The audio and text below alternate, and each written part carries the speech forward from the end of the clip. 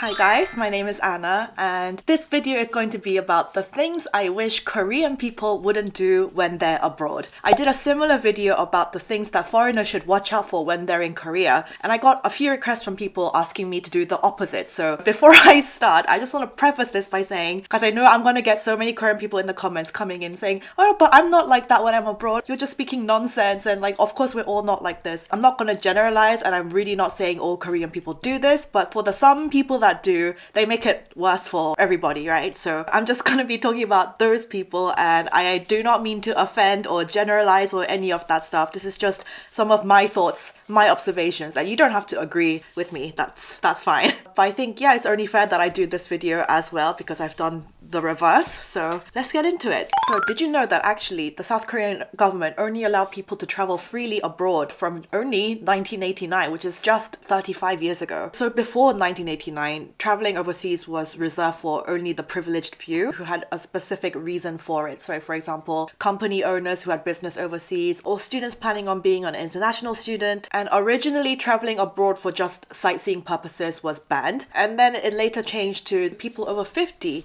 could apply for visas and passports to go abroad for leisure purposes, but with the condition that they had 2 million won in their bank account, which is the equivalent of 6.2 million today, which is around 4,900 USD. Then this age gap was gradually decreased to 40 and then 30 in the 1980s, and then on January 1st, 1989, this rule was completely abolished and anybody of any age could freely travel abroad no matter what they had in their bank account. And since the international borders opened, Korean people started to experience for the first time outside cultures, lifestyles, consumption trends, etc. And it really opened their eyes to the rest of the world. And this helped to ease the ethnocentric sentiment that was obviously rampant in Korea until the travel ban got lifted. And I would say Korea still today for the most part is a homogeneous society, but obviously much less compared to, let's say, the 80s. I would say that most people around my age, 20s, 30s, younger, were usually quite good at traveling abroad, but let's say like my dad's generation or like even older, they just might behave slightly differently when they're going abroad for the first time. So I'm just going to be speaking about these kind of points that I've noticed, but again, I'm saying this is not meant to offend anybody, and I am of course not generalizing. So let's get into it. Number one, first of all, I hate it when any Korean that's too nationalistic, too patriotic, they go abroad and then they start asking people questions like, do you know Sonny? Do you know BTS? When I see people do this, I honestly get so embarrassed and cringed out. It's fine if somebody comes up to you, maybe they start asking you about these things because you're Korean, but I would never go up to somebody first and be like, hey, do you know South Korea? Do you know this? I just think it's so cringe. I think it doesn't matter what nationality you are, but if you're too full of national pride, it's just not a good look. You are your own individual person. Your country is not your entire identity. You have to act with your own thoughts and beliefs and, all that. So I do get a little bit embarrassed when people do this. And like I see Korean government officials do this when we have important people coming over to Korea. They put on this kind of show and I really wish they wouldn't, but this is just my opinion. Second of all, from my general experience, people abroad, they will always hold the door open for the next person coming through. In Korea, I find this much less to be the case, and this is just from what I have noticed. I know people are going to be saying I hold the door open, but again, I'm saying this is from my experience. Generally abroad, it's just the given that everybody, if you have noticed someone walking behind you, you will hold the door open for them. I think it's nice to be aware of this fact when you go abroad. And also, I should have introduced myself way earlier in the video, but I'm Korean. I was born in Korea, but I lived abroad in the UK for almost half of my life. So I have experienced both cultures, both lifestyles. I'm making this video because I know some foreigner friends or foreigner like creators, they sometimes are a bit wary to say bad things about Korea because then people just tell them like, just fuck off, go back home then, but since I am Korean, but I have experience also living in the West, I feel like I do have some say. So yeah, hold the door open please for the next person behind you. The funny thing is, I've now been living fully in Korea since like 3 years ago, coming on to my 4th year, and I find myself holding the door less than before because I'm just used to everyone just like not giving a shit basically, but I am very aware of it when I go overseas. And then the next thing I want to mention is, again, like I say, people around my age, we don't really do this, but I notice with Korean people older than me, they will do things like, we call them 어깨빵, like shoulder shoves, or if you're standing somewhere, they will just like shove you out the way. There are some ajumas and ajoshis that will do this, And you cannot behave like that when you're abroad. And also because Korea, we have this age hierarchy society. The people who are older generally think they can behave like that and get away with it. But obviously in the West, there is no age hierarchy. So just because you're old does not mean that you can get away with being rude and people are not going to say anything. So saying excuse me or just like, you know, going past them, that is the better thing to do. And then the next thing, I've noticed some Korean people do this. When they go abroad and they see a cute baby that's not Korean, that's not Asian, some people think it's okay to like go up to the parent and to the baby and be like,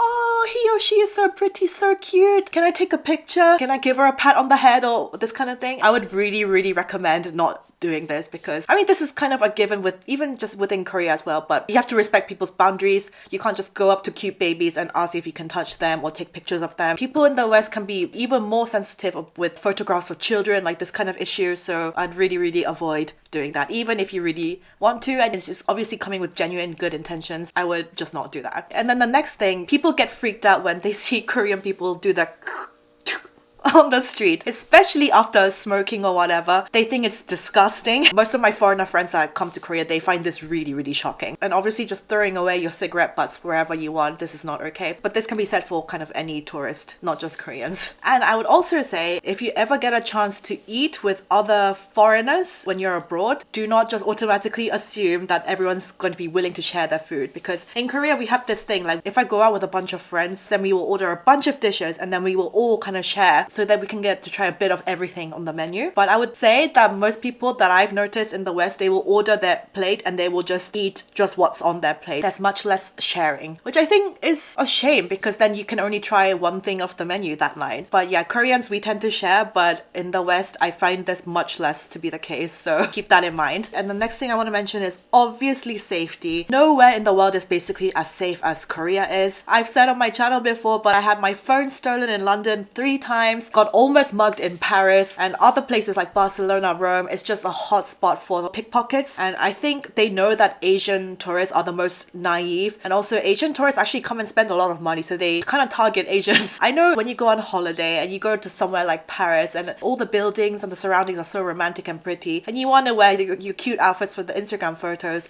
But I would really actually avoid flashing around your Hermes Birkin bags and Chanel bags because you're actually making yourself a target for this. The more flashier, the more logos you have on you, the more likely you are to become a target. So I would actually dress down. Just wear the plainest bags, plainest outfits. You have to look like a local rather than like glaringly obvious tourist. Don't leave anything on the table in front of you, your bags, your phone. Everything has to be on your body. Get a bum bag, get those kind of bags. With my phone, I even put it in my bra sometimes so that I know that it's on my body. Sometimes I even carry like cash and stuff in there. Don't put phones in your back jean pocket. If you're gonna have to put it inside a pocket, put it in the front. It's much tighter, it's harder to get out. I've seen videos of people on YouTube and their entire Rimowa suitcase was taken off the street when they had 10 seconds just looking away. These people are professional and they're really good at their jobs. When I was in Paris, I had like 2 women come up to me asking me to help fill out a questionnaire and I just knew that they were trying to distract me. So I was just like, no, and I just walk away straight away. And also, you know how in Korea, when we go into a cafe, you can just leave a bag on a chair and just be like, okay, this spot is mine, is taken. If in Europe or even in America, if you do this, your bag is going to disappear in 5 seconds. So I'm extra vigilant now because I've been burned so many times. Next, when we're eating out in restaurants, I know in Korea we have this pali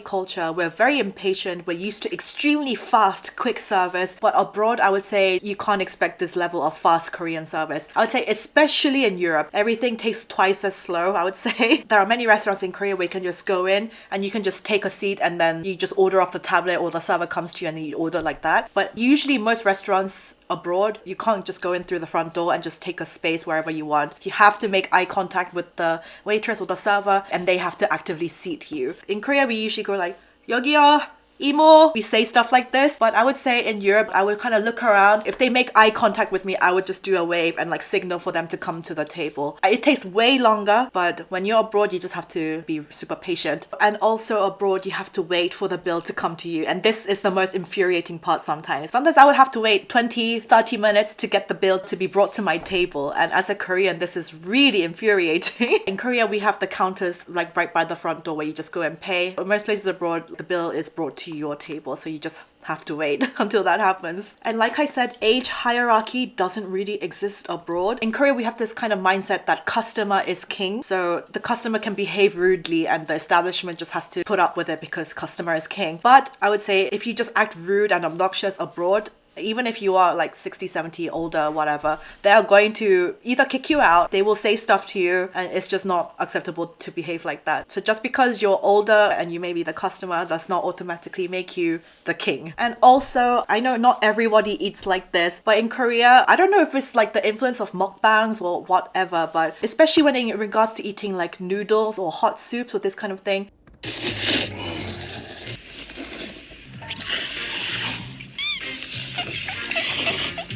Wait for it.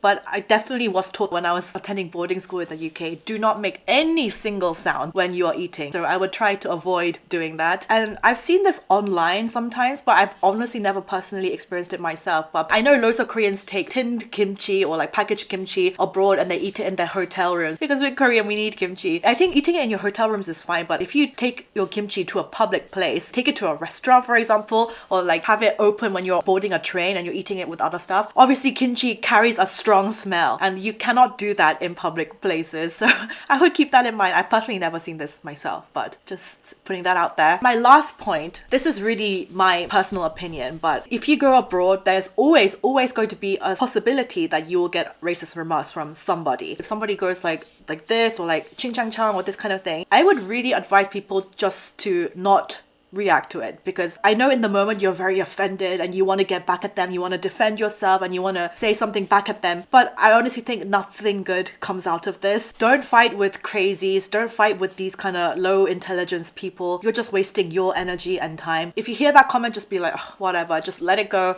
And I really believe in like karma, this kind of thing. Whatever energy you put out into the world, you will get returned to you anyway. So I don't think you need to go out of your way to get all fired up and just like start yelling at them. Nothing good can come out of it. Even if you hear these kind of annoying remarks, just learn to brush it off, let it go. Those were some of my thoughts about things I wish Korean people wouldn't do when they're abroad. What do you think? If you haven't watched my other video, I'll link it up here somewhere. Go watch that. So let me know your thoughts down in the comments below and I'll see you in the next one. Bye!